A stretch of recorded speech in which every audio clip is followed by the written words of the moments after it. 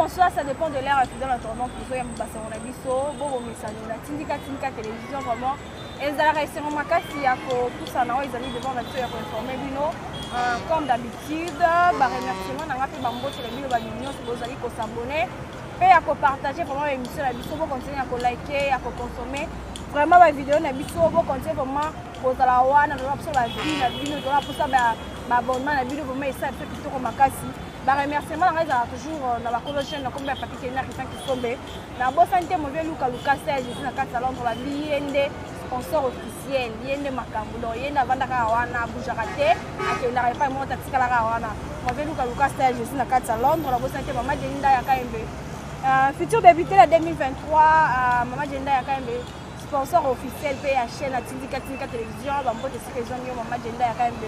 Futur député en 2023, na bosanté mauvais Doudou Kandolo, na ngambu ya Angleterre, fidèle internaute. Na kopé sambote na invité na tozalini awa na kombo ya mwana manyanga mbote mwana manyanga. Mbote mama journaliste Sephora, na sepeli susu lelo kozala kati na ba chaîne na biso ya kimia pe ya isengo obatini oso balingaka kotala tina kati ya présidence. Donc lelo nde mwana manyanga yeli biso na ba analyse, donc naza vraiment prêt ya koyamba bino pe ya kozwa ba question na bino nyonso pona tosala ba analyse. Donc je suis à votre disposition mama Sephora. Vraiment. Na bosanté o ezali kala minute tozo yamba ba mayo ya sika ezoya ezokomela biso o ezali fabriqué pene pa mwana mboka o azwami na ngambu ya Europe. Vos sport kala minute so kita sur le terrain donc vos sport ni makambo na boso yango te directement mwana mboka tokota na masolete ni actualité politique ya mboka na biso. Mwana mboka détournement encore. Tu éviter détournement et comment nini DJ Bidumbu asili ko kangaye pour na makambetali détournement. Intervention non ezali ni to éviter par rapport à détournement bilani ni chef de l'état ko présenter biso la 2023 parce que il y a que des détournements o ezali ko sala. En tout cas merci beaucoup maman journaliste pour le cambo ya détournement. DJ Bidumbu was ministre as allié na kati ya IDPS. Mais koyoka ke a commis na bureau ya ANER on a interrogé pe alali kuna on a makambo ya détournement. Alors ba source sûre ezoloba ke ba ministre en fonction et tikala ko sala matelo ko ndengana banda na muna ndanga pinza mokili banda ministre en fonction banda na ta kabela na mona eloko na te mais ministre en fonction la bengisi na ANER pe alali na bureau ANER ba lobby que bazo reprocher ba détournement à salaki détournement le leki makasi et sali que même rareté ya carburant hausse de prix ya carburant na kati ya mboko na biso Congo RDC. Donc yangwana biso tozo lingate ke mutu moko ya abebisane lokuma fachi pona ya lingi mbongo alingi ko yiba e ko simba te. En tout cas ANER asala musala na ye. Azala ya biso, azala ya banani, oza ministre na kata gouvernement et sengeli oyaza makoki ya ko juger, il faut juger. ANER sala musala. Dozo betela ANER maboko, donc le bateko wana poza ya biso. Si tout ya biso penza ndi bakozoko bazoko fingi sa penza fachi. Vraiment bango les baso fingi sa fachi. Et ça la passe biso bana IDPS. Oyoka kako muturabino aibi, muturabino aibi. Et ça la soni DJ Bidumbu alali kuna na bureau ya ANER pour na ba juger makambo détournement et sali kutoke na mbongo wana ibaki ba carburant et matériel makambo simba souté donc pas ndé ngwana ka tuzalango bazo juger makambo zano ya récent tozo tala na suite ndenge ko lekela soki bakotika ye to bakosala yeni to bakomemena makala mwana mboka mama mutune zali ko tuna mama et ya ko tuna ma bilani ni o chef d'état ko lakisa biso bandeko biso babi seul bilan oyo tata ekola ko défendre na mandat na ye ezali juste ba détournement na ba liberté provisoire to éviter intervention na ezali ni par rapport nango.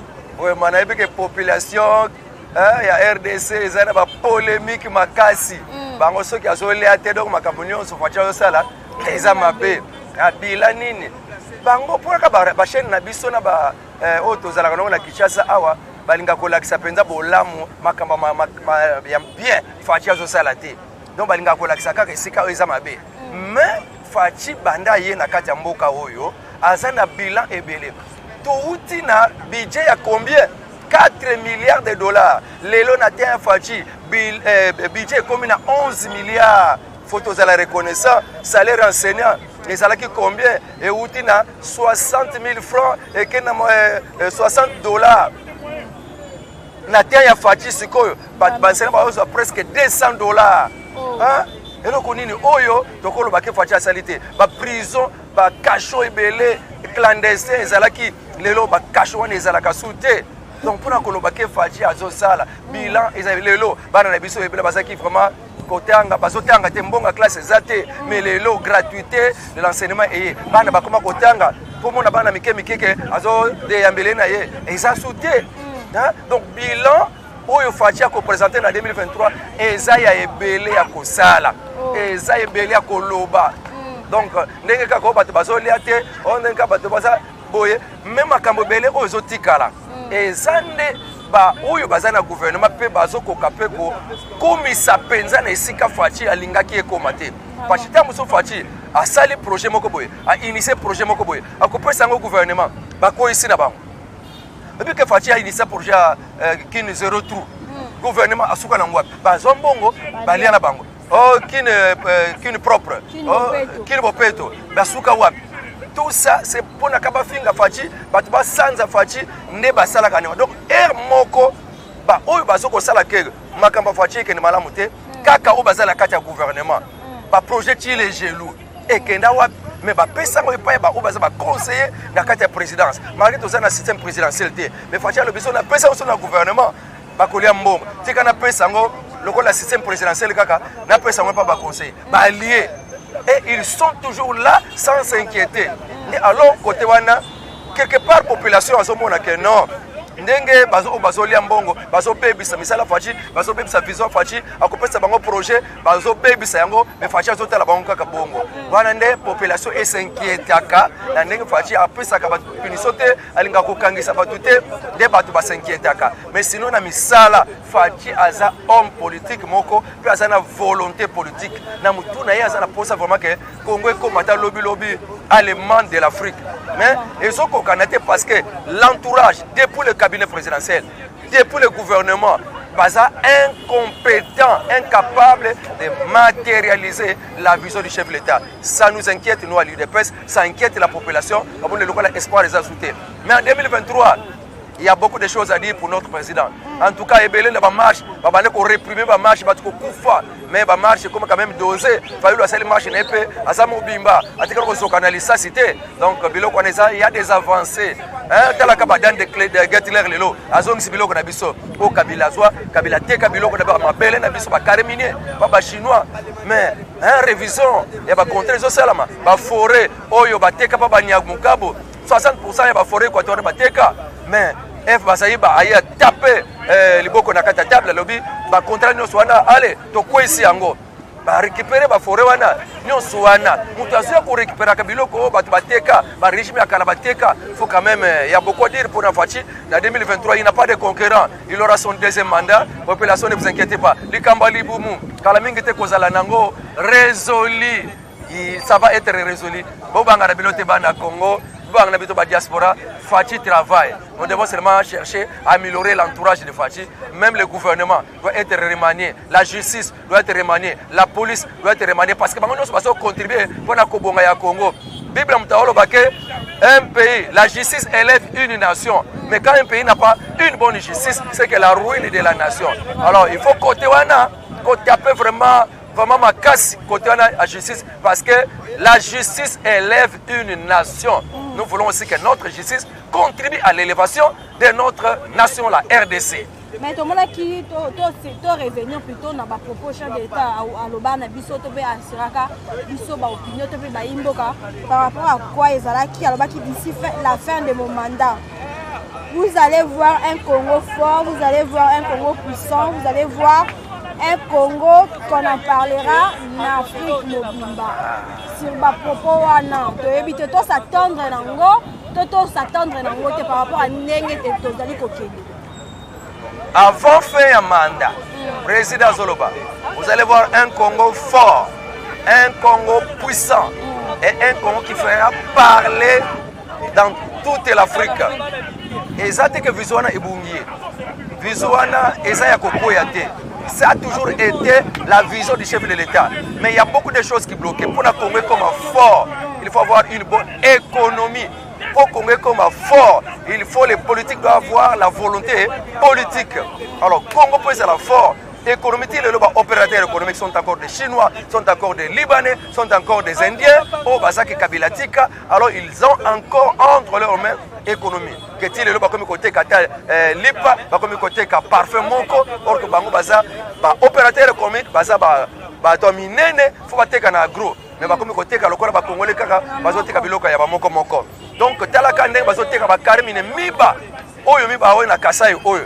Et ça, il y a l'État, mais il y a Kabila. Par BBC, bateki mabele nyonso miba bane ko timona ba diamant ba ke pesa ngona ba chinois. Ti lelo siko ba chinois ne bazo ko exploiter mabele o miba asaso na mabele te pona ko exploiter nde yango wana biloko wana ba société wana Jekamine bateka mabele toka Jekamine le yeni mutu fo sala ke a produire cuivre a produire minerai mboka na biso économie mata miba esala mboka na biso me ba kabila tikala koteka ba mabele nyonso Jekamine mabele bateka siko mboka na biso ekozwa mbongo ndenge po zala relancer. Alors bato ofu ba carte ba contrat wana nyonso photo zala appuyer na ba député na biso. Mais quels sont ces députés? Les députés nommés qui n'ont besoin que de leur ventre. Yango tozo linga na 2023 élection fo ezala kaka tozala na majorité ya biso moko tango bakoya bakoyesa mebeko Kabila koso sous salaire wana ebele belete Kabila oh justice akotala yete oh justice akolandela yete bakoyesi yango oh bateki mabele ba contrat wana allez il faut ekoya biloko wana faut ezonga na Congo. Alors le Congo sera fort, puissant et écolobama dans la Afrique mobimba. Donc ça sera accompli. Donc deuxième mandat de biso naba o Kabila tika ce n'est pas possible. Naba o Kabila tika il faut qu'on déboulonne. Au déboulonner bango bazana na ba aner bazana na ba territoriaux bazana il faut to déboulonner bango. Oh il faut to déboulonner bango bango so bakende ba to Kabila bazana na ba poste na ba DGM bazana wana faut ba longwa ba ko frena katangu nyoso vision ya faji ba ko yibaka bango ba yibaka mukete ba yibaka ba million sikomboke ko bonga erni mbongo fo bongisa mboka bango bazo yibango ba tala kama bumu na bango nzoka président ayena devise. Il faut d'abord le peuple d'abord, mais bango baye le ventre d'abord. Alors batouana nyonso faut justice à sala musala oyaye na ventre d'abord bakangaye vice chef de l'État il faut ezala appliquer à la lettre. Donc makamoni ko kokisama nango mais il faut na batouana nyonso badongoli miso baye na kimuyibi bakanga bango. Deuxième mandat au président Zozwa.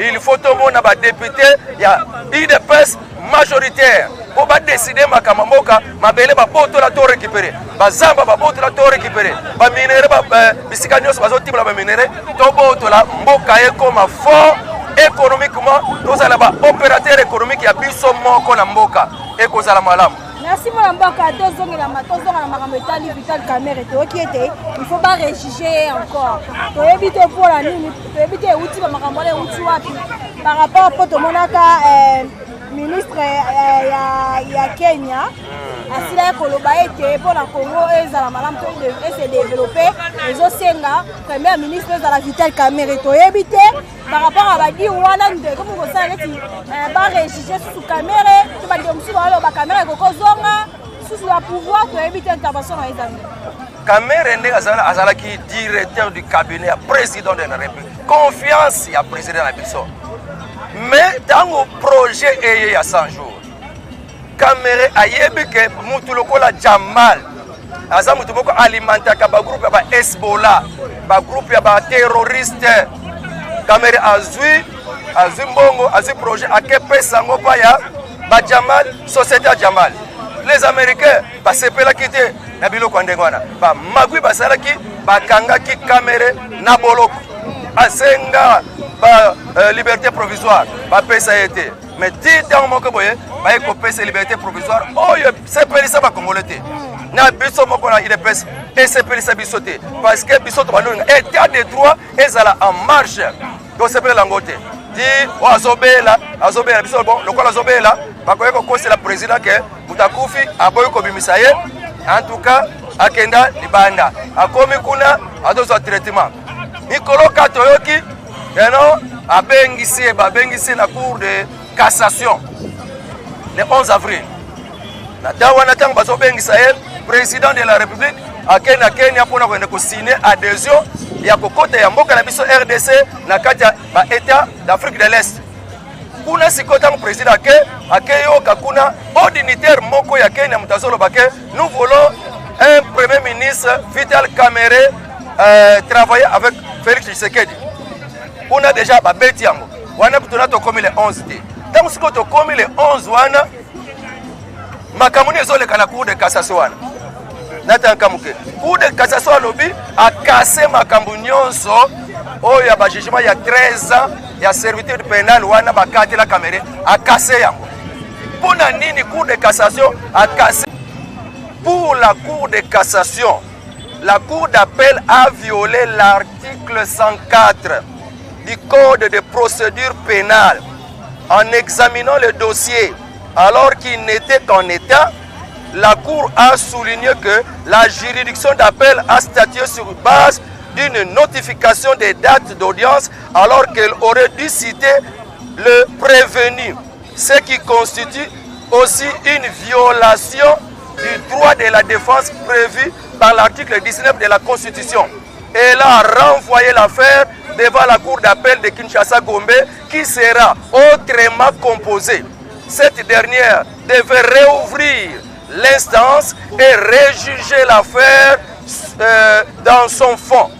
Alors pour l'INC, cette décision traduit une progression manifestée dans l'effectivité de l'état de droit en RDC. l'INC basepeli ndenge pona bango état de droit et bandi kozwa forme parce que cour de cassation a cassé makambo pe alobi ke bazongela makambo ba rejuger Vital Kamerhe kuna na cour d'appel na ba juge ya sika. Alors bakotia date kuna pe toki na France basali examen pa Kamerhe o akomi na ye bien et sengela zonga na ye. Donc ndenge bakasaki makambo akomi déjà libre faut que ne faut pas juger en tant qu'homme libre. Mais biloko wana biso tozoyeba déjà que makambo betamaki na Kenya en tant qu'analyste na ndenge makambo yo sala makuna bazana posa bakite ndenge ba article belé pe ba analyse belé ba congolais bazolo ba déjà ka makambo wana ezokende tout droit na ba kite Kamerhe pe ba komisa ye premier ministre. Mais en tant qu'analyste ce que l'on connaît salami o ba congolais ba yebi déjà que Kamerhe ayiba mbongo à l'état ayiba mbongo à sa jour bozo Kamerhe bozo kolaye bo même premier ministre ekotika na kosimba te po ekopé bisa état de droit parce que ton message ya na ba surprise eleke be na kati mboka na biso en fait soki esalami bon ngana za juge te soki esalami président Fachi soki andimi yango biso tozabana na ye tokoloba kaka bon président Fachi lokola andimi to ndimi yango mais ayokaka déjà que soki esalami en tout cas bato ebele bakongomani bakosepelaka nango te mpo bayebi ke Kamerhe aza moyibi ndenge nini Kamerhe balave po azongela soki kosala misala ya politique ekosimba te ekobebisa lokumu ya papa président yango biso tozomona ezala yango misala ebele akosala ata chef de quartier akozala ata quelque part bakotia ye mais premier ministre mutu oyo tomoni elobi koyiba ekosimba te en tout cas wana mpenza toza mpenza mwa kanda kote wana mais ndenge olobi mama journaliste ke soki eleki bongo soki président Fachi ye mutu amonaka aza na miso mibale amonaka koleka biso soki amoniki ezala bongo wana ekozala problème te tokoseplie liboso ya tata na biso mwana mboka tomoni Gilles Alingete à lobby était le chômage dont on se plaint aujourd'hui et les conséquences de la corruption et de détournement qui règnent dans ce pays.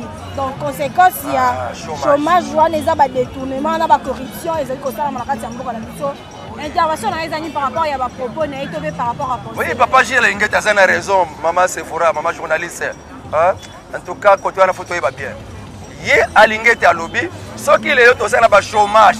Na bamboka na biso misala ezate eza conséquence ya bamiyibi ya mboka na biso tala miyibi ya mboka na biso mutu moko azoyiba 58 millions mutu moko azoyiba 100 millions mutu mosusu azoyiba 57 millions soko sangisi baza 10 tokozala combien de millions combien de sociétés kotongama wana mais bango ne bazala te école batonga te ata centre médical ata hôpital batonga te nenga yibi mbongo wana so bakobala basi bakotongela bamakango bandaku mboka ezotikalaka bongo sans misala bajene bazotanga baklasse misala eza te mais bapoliticien bao bazala na bapouvoir bazoyiba ekosalaka mbongo mpe bazoyiba batongaka ata kotonga te bakenda kobomba ngo na babanke na bango ti peut-être mokolo bakokufa bamemango yango soki lelo jile alingeti akoloba ke soki lelo chômage eza na Congo eza conséquence ya kimuyibi yango wana mpona kote wana mpenza toteni kote wana kimuyibi esila il faut tangu jile alingeti akemona ke quelque part kimuyibi ezali quelque part bato bazoyiba il faut justice asala musala.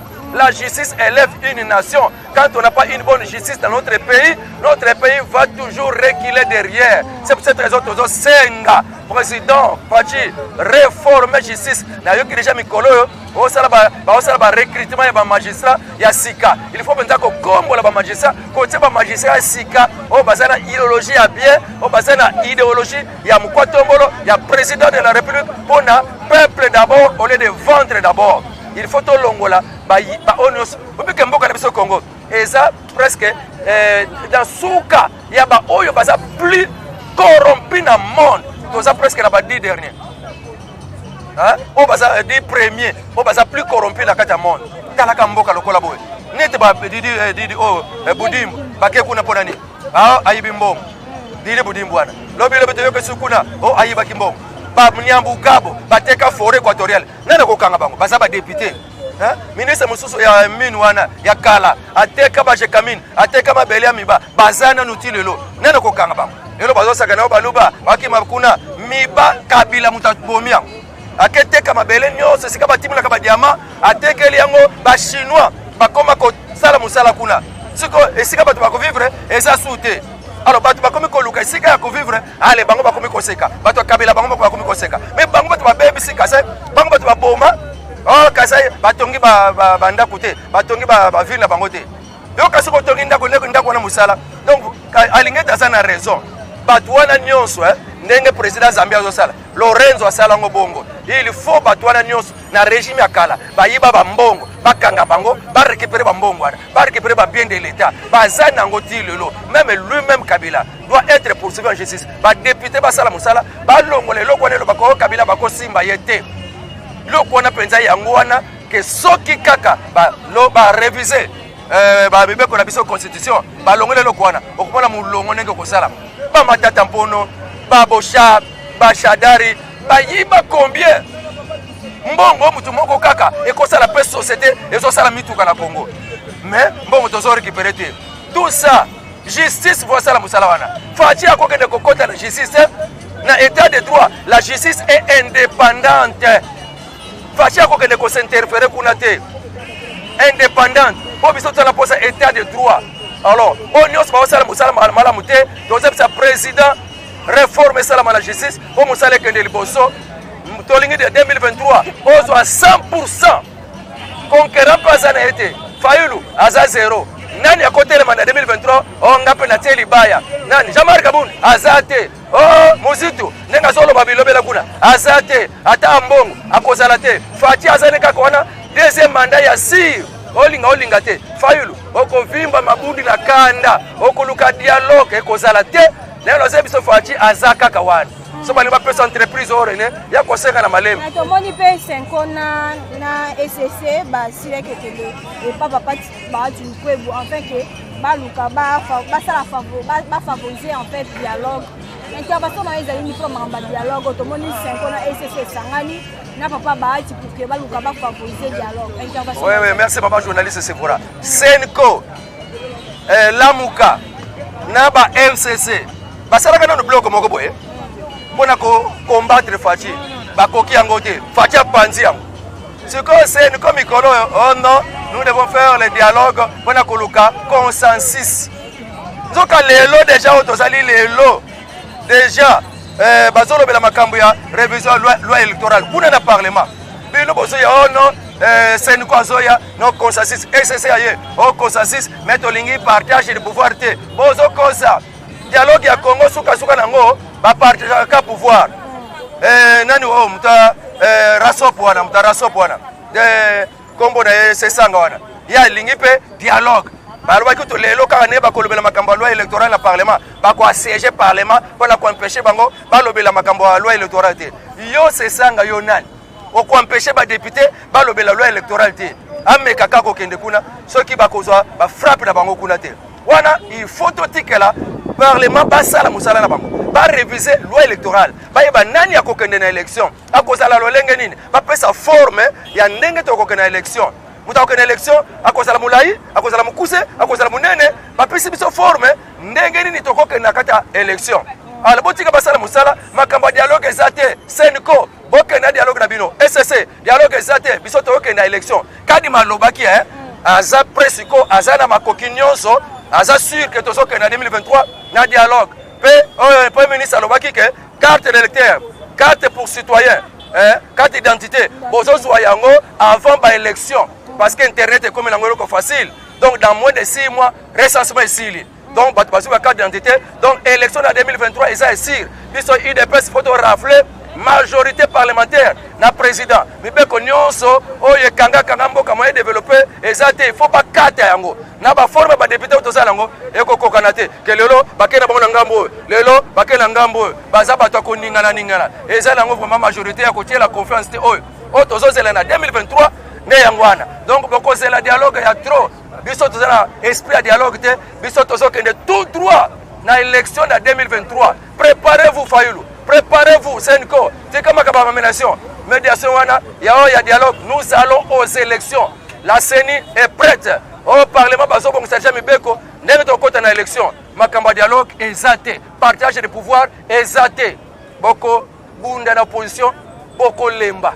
Merci mon mboka tolo bila mameteli suite ya sommet oyo ezomaki na ngambu ya Kenya to éviter se développer ndenge mo pour le bien. Suite ya sommet elekaki kuna na ngambu ya Kenya ezaki président Félix akepo na asala adhésion na bamboka oyo ezoko sala partie na Afrique de l'Est nde akendeki kuna nde asigné pe adhésion na ye tango basili ko signé bazalaki na sommet na bango ya nkuku na président Ougandais na Kagame azobondela kaka président Fassi asala dialogue na ba M23 andi makaka makamba M23 bazolinga azo ba militaire M23 bakota na kati ya armée pe ba revendication mususu kona kota Kivu ezala ensemble une année gouverneur moko azala Kivu une année gouverneur moko azala ya M23 biloko na nyonso ne bazosenga président Fassi ayebisi Kagame en face abiyo zwana no ba FDLR intégrer bango na armée na yo bongo ngana ko ndima ko intégrer ba M23 epananga Kagame azanga maloba ya koki ko intégrer ba FDLR o bazala ba kimela na mboka na biso ba utu wana président Félix ebiseke yo zwana no ba FDLR ko tsa ba una armée na yo bongo ngana ko ndima nazo ba M23 ba yo kanate président Fachi aboya dialogue aboya koyoka na Kagame aboya koyoka makambo alobi soki président ya kala azaki na Congo asala erreur wana ya kokota ko sala ka dialogue na ba M23 ngana kosala su erreur wana te na boy dialogue na yo alors wana de koto wana président Fachi ayoka ka base na ye ben félicitations devant Kagame aboy koyoka ye aboy koyoka maloba na ye Kagame abeli ki pelekese abi na moni Denis Sassou Nguesso basola ka tura basola ka bien na président Fachi bala mona kende ka epa Denis na beta matolo kuna comme ça Denis Sassou Nguesso abenga président Fachi basolola andi mama kamba ba M23 yango Kagame asali voyage na Brazzaville dango akena Brazzaville Kagame azolo bakuna na discours na ye ndenge zaboye ngai nazana posa que vraiment na kati makambo zo na est il faut ba pays nyonso ya Afrique ya aux environs ya Grand Lac va s'intégrer va s'intégrer afin que guerre wana sila na Kagame nazana posa guerre wana te kala mingi te bafunda kingai kengamu tenaza cause guerre wana naza sima ba M23 mengana yibi makambo wana te wana Kagame akelo bango na Brazzaville alors ngana lingi ke biso ba pays nyonso ya aux environs tozingi RDC to soutenir RDC ko sungaye a libérer a bengana ba rebelle nyonso wana Kagame akomi intercesseur interlocuteur ya RDC banda mokoloni wana ezaki pelekese pamba bayebiso zoba FDLR kotsa bango médiation que la Brazzaville et kosimba te biso na ba M23 to kotikela koyoka na te M23 sont des rebelles on ne peut pas jamais avoir de dialogue pe ba musu ba lobi que muta Brazzaville Sassou à convaincre Fachi pour ne dialoguer na M23. Et bango na bango déjà na CC, comme Kolobo, Fachi accepter Baloba Yassasou, va accepter le dialogue. Fachi va accepter le dialogue avec le M23. Et comme ça la matin, biso base de Zoloba, rebelle ba négocier kanaete. Rebelle ba bengana kala minduk. Notre FARDC bazo sala ba exploit. Ba uti kozwa ba envoyer na biso ya tax force wana. O ba kangaki ba ta Codeco. Ba côté bango kuna ba libérer bango. Bravo na FARDC. Bazo bengana ba M23. Bazo bengana ba Codeco mususu wana ba ngomino ba rebelle bele bazakuna. O ba côté na terre Kabila. Bazo bengana bango FARDC na biso a commis puissant. Donc, et c'est mon toza lango, Fachi Mikolo, Azamuta ko blague ne souté. Toza na président na Congo. Oh, yaza vraiment que Afrique nous passe le baquet président wana. Ayata na Gabo comme le président biso. Moi bi kana moka bele parce que kata Fachi comme président là-bas. Ba defata ko defaye. Bo si ba Congo le bazo yebate que Fachi azo sala musala la kata Congo. Fachi azo linga alongola Congo na libulu akomisa ngolo kola allemand d'Afrique. Donc Fachi makambo lekaki kuna nde yangwana. Aboyi konsolo na Kagame ke okimi la place ça soit ça la négociation afin que toyo kanana M23 mais ko simba nango kakate Fachi est catégorique na Rwanda ko komi la bango pe émission oyo baye ba ke Fachi aza catégorique na M23 boyo kanezate bokende na bino ba Rwandais bazana sima M23 ce ne sont pas des Congolais.